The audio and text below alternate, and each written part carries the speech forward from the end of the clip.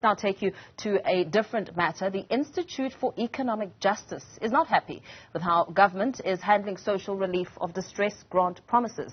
The IEJ says government has, without the civil society consultation, gone ahead with the proposal to backtrack on the continuation of the social relief of distress. Joining us now to tell us how this will impact those receiving grants is Dalli Weyers, advocacy lead at the Institute for Economic Justice. A very good afternoon to you. Thank you so much for your time. You've essentially blown the whistle on government, noting with great concern that the proposals by Treasury show that there's some form of backtracking on the social relief of distress grant promises. Talk to us about that. Yes, good afternoon, Paul. Yes, we have now seen two sets of proposals, one from the Presidency and one from Treasury. The proposal from Treasury is meant to be in response to proposals put forward by the Presidency. The Presidency's proposals are in some ways better than those of Treasury, but ultimately the Treasury proposals, which were required to cost what the Presidency had put forward, is what we have the vast majority of issues with.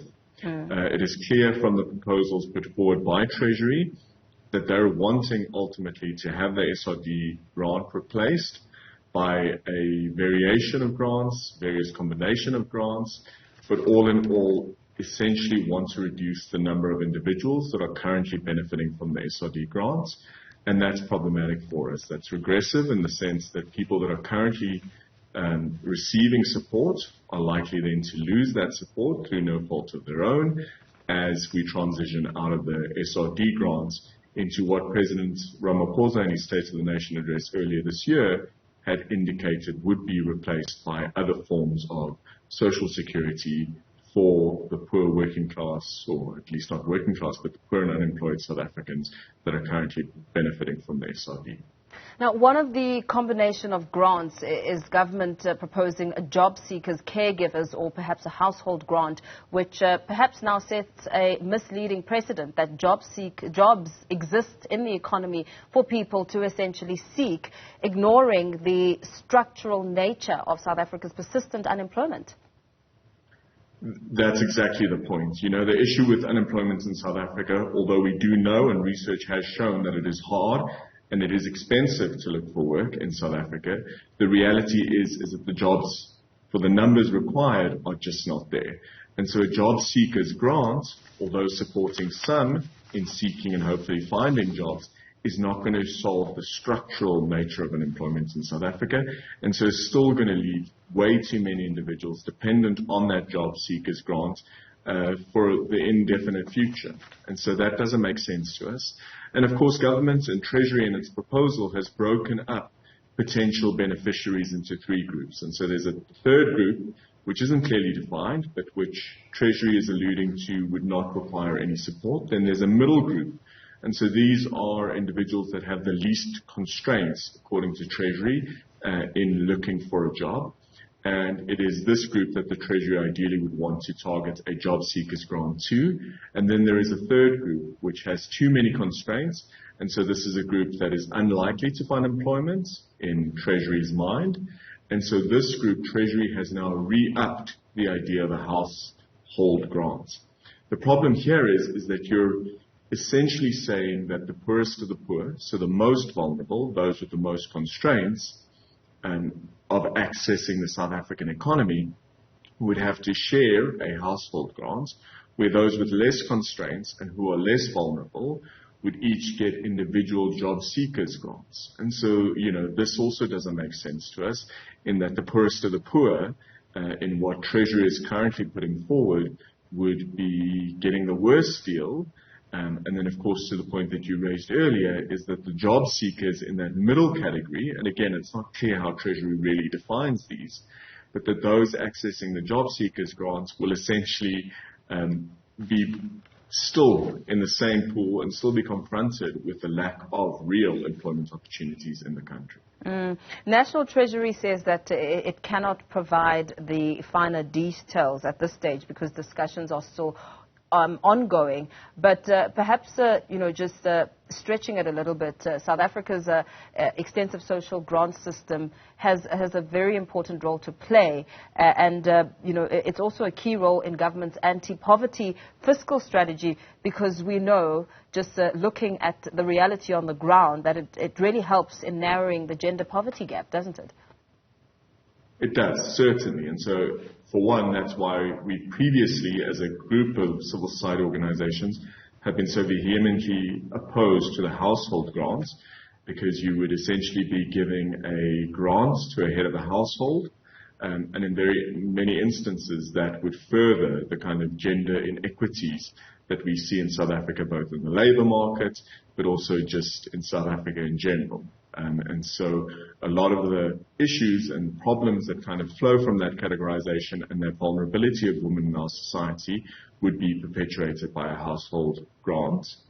It's important to say that, yes, of course we need to have this conversation. It's interesting that you've mentioned the Treasury says they can't go into the finer details. The reality is that the President in his State of the Nation address had also said that we need to come together as South Africans, labor unions, civil society, civil organizations, business, and we need to develop a social compact. Now, this in many ways goes against that idea of the social compact. Civil society organizations met with the presidency in January this year, and there was an undertaking that the presidency would meet with those organizations later in the year again to discuss exactly what the SRD could be replaced with. Of course, from the Institute for Economic Justice, we're advocating for universal basic income guarantee. But that follow-up meeting hasn't happened. And so these discussions between presidency and Treasury have been happening behind closed doors. And then the proposals that we saw, and in specific the one from presidency, had put a deadline for comments from other departments within government to respond to these proposals by the 9th of September. And so there's clearly a sense that whatever proposal government ultimately decides on might actually be reflected in the MTBPS later this year. And if that's the case, then what clearly has transpired is that government has not entrenched participatory democracy, and it hasn't sought a broad collective of voices to try and find the right fit and the right idea with which to replace the SRD. So what happens now? I mean, how can civil society now ensure that their voices are indeed heard and their proposals are also considered?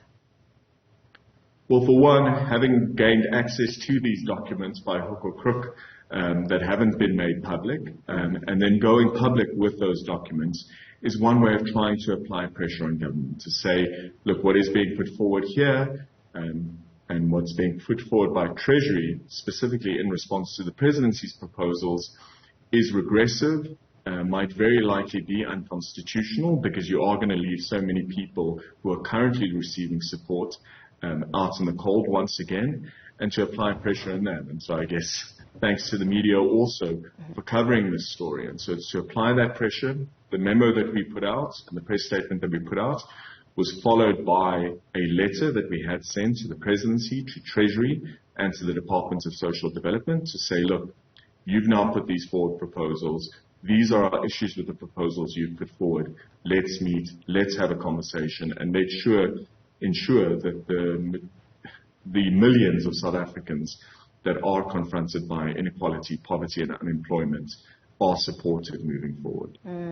And there's been heated debates on the nature of social grants. A lot has been said about, what social grants do, how they empower South Africa's women with greater independence and power and economic opportunities, as opposed to popular opinion that could say that they grant or the grants promote dependency and discourage work seeking, which that view in itself is not backed by evidence. What are your thoughts around it? Yes, to your point, it is not backed by evidence, So previously in South Africa, we've had these conversations that, the childcare grant, for instance, was incentivizing young women to have children. Of course, research has indicated that the number of births in South Africa are not, and the birth rate in South Africa is not incomparable or out of sync with those of our neighbors or other low to middle income countries where there isn't a childcare grant. And so this notion that people are incentivized to find ways to simply be dependent on the state just isn't true. And then there is evidence to show, to the contrary of this dependency argument, that as soon as individuals have a foot into the economic basis of a country, into this financial system, that they can leverage that money and that foot in the door to increase their economic security. All of us seek to find ways in which we can ensure our economic insecurity, whether that's making investments, whether that is contributing to pension funds. All of us try and ensure that our economic security is sound, and the same applies to poor working class individuals who might actually just be entering into this space, and they're going to also try and find ways in which to extend and expand that money that they've now had, that essentially has them have a foot in the door and be active participants in our economy. Very well. Thank you so much for weighing in on this discussion. Advocacy lead at the Institute for Economic Justice, Dalli Weyers, speaking and expanding on the social relief of distress grant concerns.